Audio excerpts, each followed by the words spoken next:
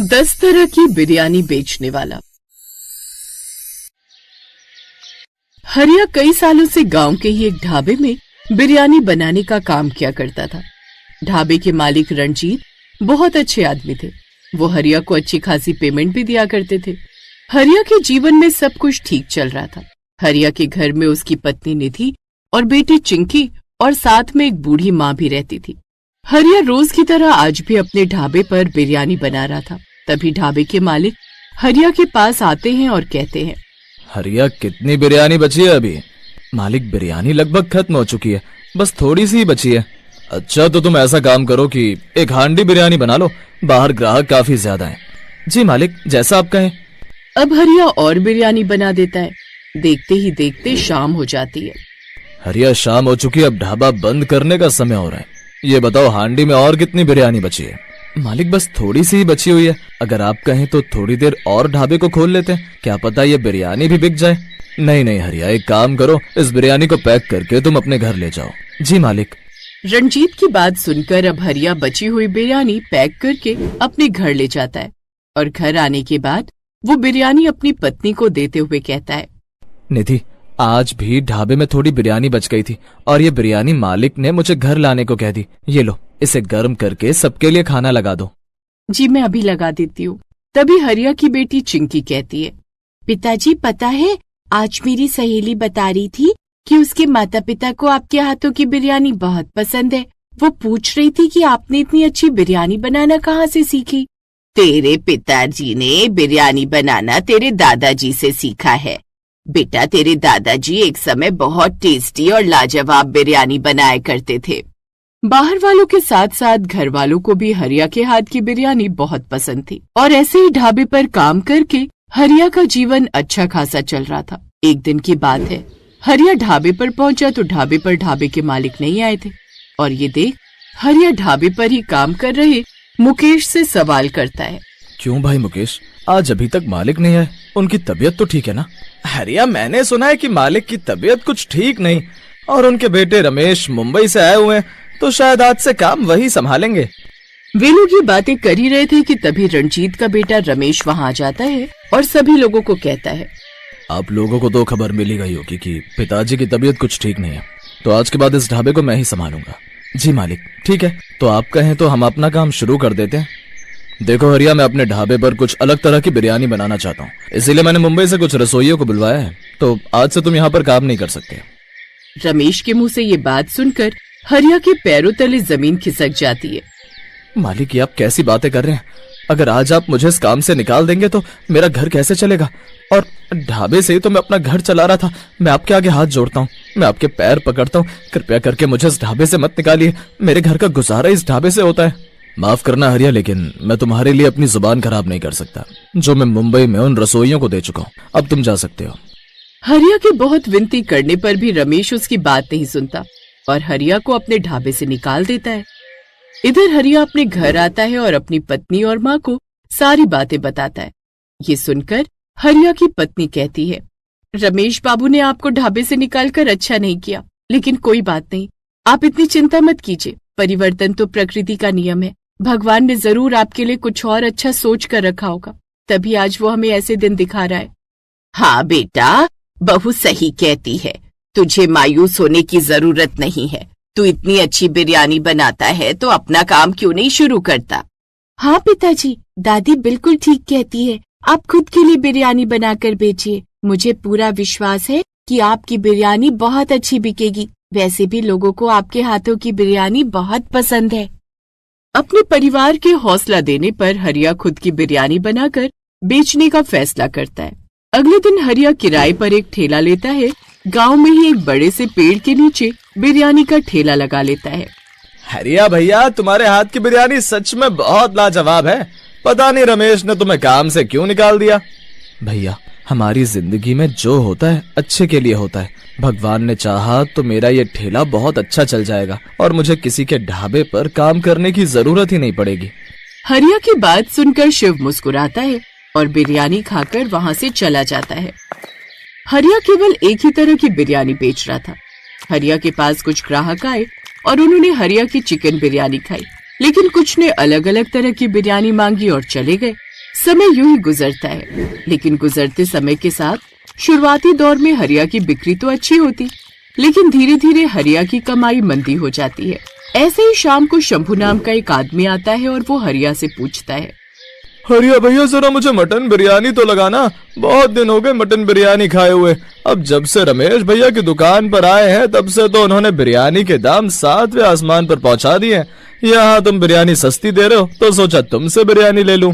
भाई मेरे पास तो सिर्फ चिकन बिरयानी है। हरिया भाई इसीलिए तो तुम्हारा ठेला नहीं चल रहा। सामने वाले ढाबे पर रमेश बाबू ने अलग अलग तरह की बिरयानी बनवाना शुरू कर दी है, इसीलिए लोग अपनी अपनी पसंद के हिसाब से वहाँ बिरयानी खा लेते हैं। तुम्हें भी अलग अलग तरह की बिरयानी बनानी चाहिए। ऐसा कहकर शंभू चला जाता है और हरिया अपने घर आता है और अपने परिवार को सारी बात बताता है। ये सुनकर हरिया की माँ कहती है, तो इसमें कौन सी बड़ी बात है बेटा, अगर लोग अलग अलग तरह की बिरयानी मांग रहे हैं तो ये तो बहुत अच्छी बात है। मतलब मैं कुछ समझा नहीं माँ। इसका मतलब है कि तुम्हारी अलग अलग तरह की बिरयानी बिकने वाली है। तुम ऐसा करो कि 10 अलग अलग तरह की बिरयानी बनाकर बेचो, जैसे चिकन बिरयानी, अंडा बिरयानी, पनीर बिरयानी, वेज बिरयानी, अब सोया बिरयानी। इस तरह की और भी बिरयानी बनाकर बेचोगे तो जरूर तुम्हारी बिरयानी बिकेगी, क्योंकि ढाबे पर बिरयानी महंगी मिलती है और ठेले पर सिर्फ 30 रुपए प्लेट है। लोग 50 रुपए की जगह 30 रुपए में बिरयानी खाना पसंद करेंगे। मैं तो कहती हूँ तुम अलग अलग तरह की बिरयानी बेचना शुरू कर दो। वो सब तो ठीक है, लेकिन 10 तरह की बिरयानी बेचने में बहुत खर्चा हो जाएगा, इतने पैसे नहीं है मेरे पास। तो इतनी चिंता क्यों करता है? अरे मेरे गले में जो सोने की चेन है वो तू ले जा और बेच दे। उसके बाद जो मुनाफा होगा, ऐसी चेन तो मुझे तू 10 ला कर दे देना। और हाँ, मसाले में बदलाव करना मत भूलना, क्योंकि बिरयानी में मसाले से ही स्वाद आता है। माँ जी बिल्कुल सही कह रही हैं, अब आपको अपनी बिरयानी में बदलाव लाना ही होगा। हरिया को अपनी माँ की बात बहुत पसंद आती है। अगले दिन वो अपनी माँ की चेन बेचकर सारा सामान खरीद लाता है और 10 तरह की बिरयानी बनाकर बेचना शुरू करता है। देखते ही देखते हरिया के ठेले पर भीड़ लग जाती है। ऐसे ही एक दिन शिव दोबारा हरिया की दुकान पर आता है और आज वो वेज बिरयानी खाते हुए कहता है, वाह हरिया भाई, तुमने तो सामने के ढाबे के रसोइयों को भी फेल कर दिया। इतनी अलग अलग तरह की बिरयानी बना रहे हो और वो भी इतनी लजीज, भाई मजा आ गया। जरा 1 प्लेट और लगा दो। हाँ हाँ जरूर लो ना भाई। और इस तरह हरिया का ठेला चल पड़ता है और उसकी काफी अच्छी कमाई होने लगती है। जहाँ एक तरफ हरिया के ठेले पर भीड़ इकट्ठा होती है, तो वहीं अब रमेश का ढाबा बिल्कुल नहीं चल रहा था। और जब रमेश को हरिया की 10 तरह की बिरयानी बनाने का पता चला, तो वो हरिया को अपने पास बुलाकर कहते हैं, हरिया, मैंने सुना है कि तुम्हारी बिरयानी ग्राहकों को बहुत पसंद आ रही है, इसीलिए वो मेरे ढाबे पर नहीं आ रहे हैं। तो तुम मेरे ढाबे पर फिर से काम कर लो। इस बार मैं तुम्हें पहले के मुताबिक 2 गुनी तनख्वाह दूंगा। माफ कीजिएगा मालिक, लेकिन अब मैं अपना काम शुरू कर चुका हूँ और अब मैं अपना ही काम करूंगा।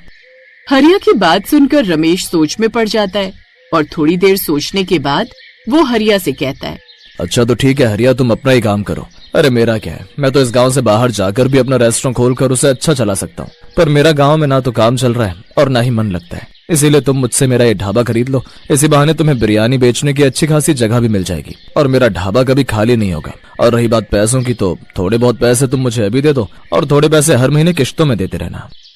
ऐसा कहकर रमेश अपना ढाबा हरिया को बेचकर चले जाते हैं। अब हरिया अपने ढाबे पर 10 तरह की बिरयानी बनाकर बेचता है। इस तरह उसका जीवन सुखमय हो जाता है।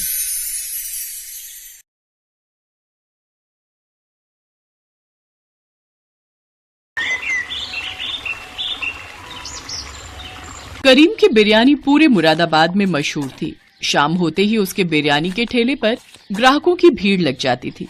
करीम का बिरयानी बनाने का तरीका बहुत अलग था। बढ़िया चिकन, मटन और खुशबूदार मसाले, खिला खिला चावल बिरयानी के स्वाद में 4 चांद लगा देता था। पर अचानक एक दिन करीम को हल्का बुखार आया, तो वो घर पर थोड़ा आराम करने के लिए उस दिन ठेला नहीं लगा सका। उसने सोचा कि तबीयत में सुधार हो जाएगा, पर करीम की तबीयत ज्यादा बिगड़ गई और बुखार ज्यादा बढ़ता गया, जिस कारण करीम के शरीर में बहुत कमजोरी हो गई। इसी वजह से करीम बिरयानी का ठेला भी नहीं लगा पा रहा था और उसके काम का नुकसान हो रहा था। ये लो तुम्हारी दवाई, डॉक्टर साहब ने बोला है बिल्कुल भी काम पर नहीं जाना, अभी तुम कुछ दिन और आराम करो। नहीं रुखसाना, मेरा पहले ही काम बहुत खराब हो गया। कितने दिन से मैंने ठेला नहीं लगाया और तुम्हें तो पता है घर का किराया सर पर आ रहा है। बिजली पानी सबका किराया भी तो देना है। काम नहीं करूंगा तो पैसे कहाँ से आएंगे? चिंता मत करो, अब मैं ठीक हूँ, बस थोड़ी कमजोरी है। कल सुबह ठेला लगाने की तैयारी करता हूँ। एक काम करती हूँ, मैं भी तुम्हारे साथ जल्दी उठ जाऊंगी, दोनों मिलकर तैयारी कर लेंगे। ठीक है, फिर सुबह मुझे जल्दी उठा देना। और करीम मियाँ, किराया कब दे रहे हो? मैंने सोचा तुम तो आओगे नहीं तो खुद ही आ जाऊं। अकरम भाईजान, बस कुछ दिनों से तबीयत खराब चल रही है, इसलिए काम भी बंद पड़ा है। कुछ दिन कमाई करके फिर मैं जल्दी ही किराया देने की कोशिश करूंगा। नहीं नहीं, अब एक भी दिन ऊपर नहीं करना, कल तक मेरा किराया मुझे दे दो। वैसे भी मेरे साले की शादी है, मैं कुछ दिनों के लिए परिवार के साथ शादी में जा रहा हूँ, उसके बाद बहुत देर हो जाएगी। शादी के लिए खरीदारी भी तो करनी है, तो कुछ भी करके कल तक पैसों का इंतजाम कर ले, मैं कल फिर आऊंगा। अकरम धमकी देकर चला जाता है। करीम बिरयानी का ठेला लेकर बाजार पहुंचता है, पर अब उसी जगह पर किसी दूसरे आदमी ने बिरयानी का ठेला लगाना शुरू कर दिया। उसके सारे ग्राहक भी उसी ठेले पर बिरयानी खाने लगे, क्योंकि वो बिरयानी वाला करीम से कम दाम में बिरयानी खिला रहा था। इस कारण करीम की बिक्री बहुत कम हुई। करीम परेशान हो गया, क्योंकि अगले दिन अकरम फिर से किराया लेने आ गया। देख करीम, तू मेरा किराया नहीं चुका सका, अब ये ठेला, ये बर्तन और घर का सामान मैं कबाड़ में बेचकर अपना किराया पूरा करूंगा। चलो लड़को, जल्दी जल्दी सारा सामान उठाओ और ले चलो। अकरम भाई, ऐसा ना करो, मेरे छोटे छोटे बच्चों को लेकर मैं कहाँ जाऊंगा? रात होने को है। अकरम भाईजान सुनो, अल्लाह के लिए मुझ पर रहम करो अकरम भाई। अकरम ने करीम की एक नहीं सुनी, वो उसका सारा सामान उठाकर ले गया। करीम की आंखें आंसुओं से भर गई। उसने अपने बेटे को गोद में लिया और पत्नी और बेटी के साथ घर से बाहर निकल आया। सुनिए, शाम होने को है, अब हम कहाँ जाएंगे? कोई ठिकाना भी तो नहीं है। थोड़ी देर में दिल्ली की बस आने वाली है, दिल्ली में ही रहेंगे। यहाँ मुरादाबाद में रहने का अब कोई फायदा नहीं। दिल्ली एक बार भाईजान के पास चलते हैं, हो सकता है वो कोई काम दिलवा दे। करीम अपनी पत्नी और बच्चों को लेकर मुरादाबाद बस अड्डे से दिल्ली की बस में बैठ गया और दिल्ली अपने बड़े भाई रहमान के घर पहुंचा। पर रहमान की पत्नी सलमा ने उन्हें वहां रहने के लिए साफ मना कर दिया। देखिए जी, मैं इन्हें यहाँ रहने के लिए इजाजत नहीं दे सकती। आप तो जानते ही हैं दिल्ली शहर में खर्चे कितने हैं। हम ही बड़ी मुश्किल से 2 वक्त की रोटी जुटा पाते हैं। अब इन दोनों का साथ में बच्चों का खर्चा उठाना हमारे लिए बहुत ही मुश्किल है। आप बुरा मत मानो करीम भाईजान, आपको कहीं और रहने का इंतजाम करना पड़ेगा। बेगम, कुछ दिन तो। आप बीच में मत बोलो, बात मैं कर रही हूँ ना। देखिए भाईजान, ये सीधे हैं, ये तो आपको अपना छोटा भाई मानकर यहाँ रख लेंगे, पर सारी परेशानियां तो मैं जानती हूँ ना। छोटी छोटी चीजों के लिए कितनी मुश्किलें आती हैं। रुखसाना, तुम्हारे भी तो मायके वाले रामपुर में है ना, उनके पास क्यों नहीं चली जाती हो? भाभी जान, आप तो जानती हो मेरे मायके में भाभी ही बची हैं, वो भी बड़ी मुश्किल से मजदूरी करके अपने मायके में रहकर बच्चों को पाल रही हैं। अम्मी, अब्बू, भाईजान सभी दुनिया से चले गए। कहते कहते रुखसाना रो पड़ी। कुछ भी हो, अब यहाँ आप लोगों के लिए कोई जगह नहीं है, माफ करना। करीम क्या ही करता, वो अपने परिवार को लेकर अपने भाई के घर से बाहर आ गया। सड़क पर भूखे प्यासे वो ऐसे ही घूमते रहे, ना कोई रुकने की जगह, ना कुछ खाने पीने का इंतजाम। करीम के पास जो भी पैसे थे सारे खत्म हो चुके थे। करीम कुछ देर के लिए बच्चों को लेकर फुटपाथ पर एक कोने में बैठ गया। तभी उसका बेटा खेलते खेलते रोड के दूसरी तरफ बने एक बड़े होटल के पास भाग गया। वहाँ बहुत सारे गुब्बारों की डेकोरेशन का काम चल रहा था। हटो बेटा, हटो यहाँ से, यहाँ काम चल रहा है, छोड़ो इस गुब्बारे को, जाओ यहाँ से। अरे जुम्मन मियाँ, जल्दी जल्दी डेकोरेशन का काम खत्म करो, वसीम साहब और उनकी बेगम आने वाले होंगे। कुछ भी कहो वसीम साहब, हर साल अपनी बेगम का जन्मदिन बेहद धूमधाम से मनाते हैं। तभी होटल के अंदर से मैनेजर फोन पर बात करता हुआ बाहर आता है। सर, मुरादाबादी बिरयानी के बारे में आपने मुझसे कहा था, पर हमारे मुरादाबादी बिरयानी बनाने वाले बावर्ची की तबीयत खराब हो गई है, वो 1 हफ्ते की छुट्टी पर गया है। सर, मैं जानता हूँ मैडम को मुरादाबादी बिरयानी कितनी पसंद है, और आज वैसे भी उनका जन्मदिन है। ठीक है सर, मैं कुछ करता हूँ। इतनी जल्दी कहाँ से लाऊं मुरादाबादी बिरयानी बनाने वाला? बहुत मुश्किल है, आधे घंटे में सर और मैडम होटल पहुँचने वाले हैं। सर जी, मैं कुछ मदद करूं? मैं मुरादाबादी बिरयानी बहुत लाजवाब बनाता हूं। सच तो यह है कि मुरादाबाद में मेरा अपना बिरयानी का ठेला था, पर कुछ मजबूरियों के चलते मुझे दिल्ली आना पड़ा। आप मेरे से बिरयानी बनवा कर देख सकते हैं, मुझे भी काम मिल जाएगा और आपका भी काम हो जाएगा। मेरा नाम करीम है। बच्चा खेलते खेलते यहाँ आ गया था, मैं उसे बुलाने आया, तभी आपकी बातें सुनी और मुझे लगा कि आप बड़ी परेशानी में हैं। अच्छा, तो तुम मुरादाबाद के रहने वाले हो? ठीक है, अगर तुम मुरादाबादी बिरयानी लजीज बना सकते हो तो हमें कोई हर्ज नहीं है। आओ, मैं तुम्हें होटल की रसोई दिखा देता हूँ।